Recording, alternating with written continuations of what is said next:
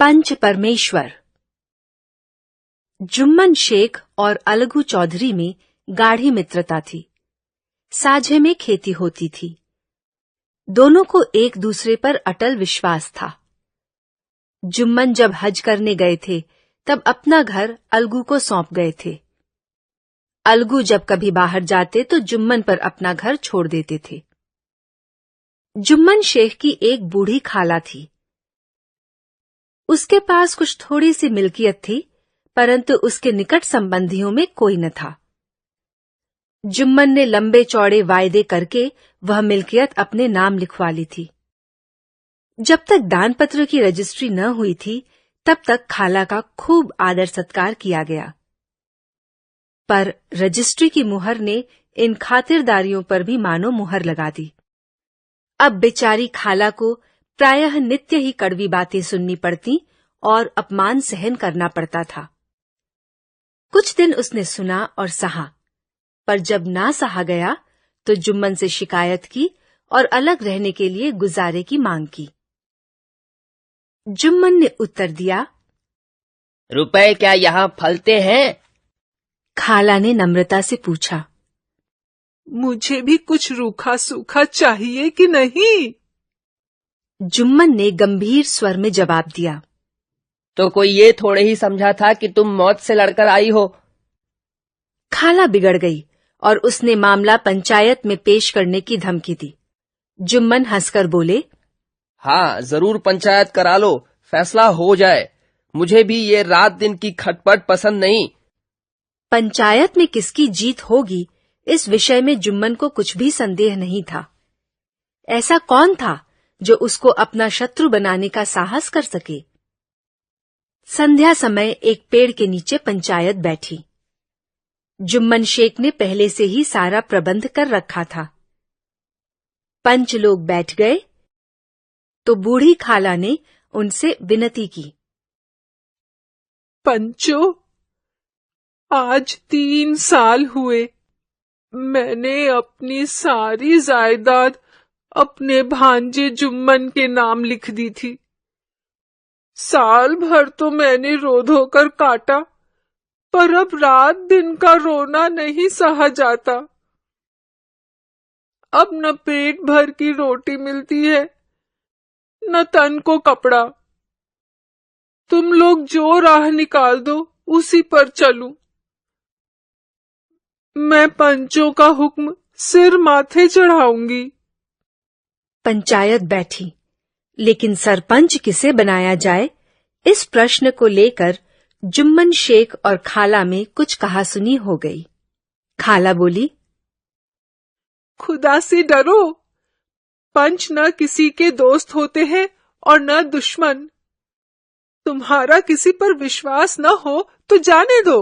अलगू चौधरी को तो मानते हो ना? मैं उन्हीं को सरपंच बनाती हूँ। जुम्मन शेख आनंद से फूल उठे, परंतु भावों को छिपाकर बोले, अलगू चौधरी ही सही। मेरे लिए जैसे रामधन मिश्र वैसे अलगू। जुम्मन को पूरा विश्वास था कि अब बाजी मेरी है। पर जब अलगू चौधरी ने जुम्मन से जिरह शुरू की तो एक एक प्रश्न जुम्मन के हृदय पर हथौड़े की चोट की तरह पड़ने लगा। जुम्मन चकित थे कि अलगू को क्या हो गया है। अभी यह मेरे साथ बैठा हुआ कैसी कैसी बातें कर रहा था। इतनी ही देर में ऐसी काया पलट हो गई कि मेरी जड़ खोदने पर तुला हुआ है। क्या इतने दिनों की दोस्ती कुछ भी काम न आएगी? जुम्मन शेख, पंचों ने इस मामले पर विचार किया कि खाला को माहवार खर्च दिया जाए। बस यही हमारा फैसला है। अगर जुम्मन को खर्च देना मंजूर ना हो तो रजिस्ट्री रद्द समझी जाए। इस फैसले ने अलगू और जुम्मन की दोस्ती की जड़ हिला दी। वे मिलते जुलते थे, लेकिन उसी तरह जैसे तलवार से ढाल मिलती है। जुम्मन के चित्त में मित्र की कुटिलता आठों पहर खटका करती थी कि किसी तरह बदला लेने का अवसर मिले। ऐसा अवसर जल्दी ही जुम्मन के हाथ आया। अलगू चौधरी बटेसर से 2 बैलों की एक अच्छी जोड़ी लाए थे। दैव योग से जुम्मन की पंचायत के 1 महीने बाद इस जोड़ी का एक बैल मर गया। अब अकेला बैल किस काम का? निदान यह सलाह ठहरी कि इसे बेच डालना चाहिए। गांव में एक समझू साहू थे। वह इक्का हाँकते थे। गांव से गुड़ घी लादकर मंडी ले जाते, मंडी से तेल नमक भरकर लाते और गांव में बेचते।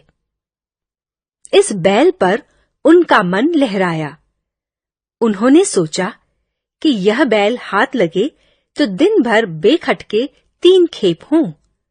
आजकल तो एक ही खेप के लाले पड़े रहते हैं।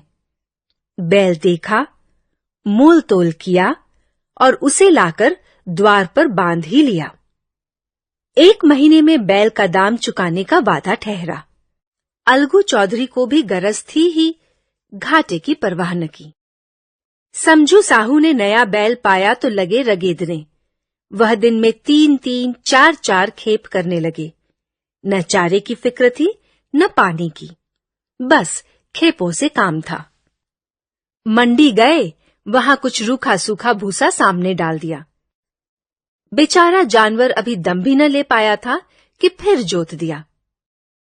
अलगू चौधरी के घर तो चैन की बंसी बजती थी। कहां वह सुख चैन, कहां यह 8 पहर की खेप। महीने भर में वह पिस्सा गया।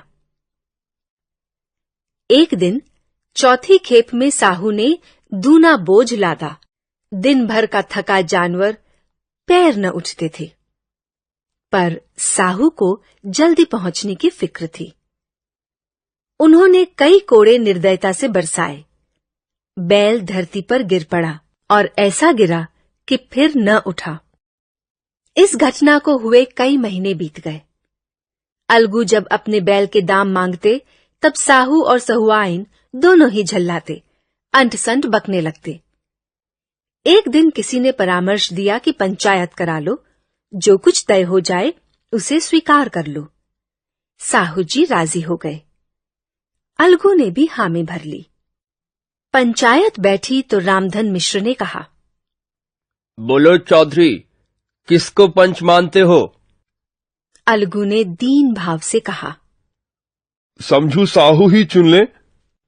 समझू खड़े हुए और कड़क कर बोले, मेरी ओर से जुम्मन शेख।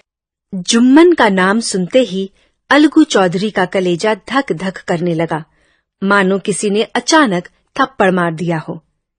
किसी ने पूछा, क्यों चौधरी, तुम्हें कोई उज्र तो नहीं? चौधरी ने निराश होकर कहा, नहीं, मुझे क्या उज्र होगा। सरपंच का मुख्य आसन ग्रहण करते हुए जुम्मन शेख के मन में अपनी जिम्मेदारी का भाव पैदा हुआ। उन्होंने सोचा, मैं इस वक्त न्याय और धर्म के सर्वोच्च आसन पर बैठा हूं। मेरे मुंह से इस समय जो कुछ भी निकलेगा वो देववाणी के सदृश होगा, अतः मेरा सत्य से जौ भर भी टलना उचित नहीं। पंचों ने दोनों पक्षों से सवाल जवाब किए। अंत में जुम्मन ने फैसला सुनाया, अलगू चौधरी और समझू साहू, पंचों ने तुम्हारे मामले पर अच्छी तरह विचार किया। समझू के लिए उचित है कि वो बैल का पूरा दाम दे। जिस समय उन्होंने बैल लिया उस वक्त उसे कोई बीमारी नहीं थी।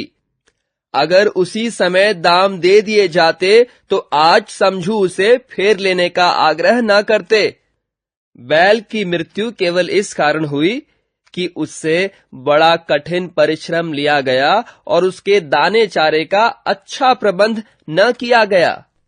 सरपंच का फैसला सुनकर अलगू चौधरी फूले न समाये, उठ खड़े हुए और जोर से बोले, पंच परमेश्वर की जय। इसके साथ ही चारों ओर ध्वनि हुई, पंच परमेश्वर की जय।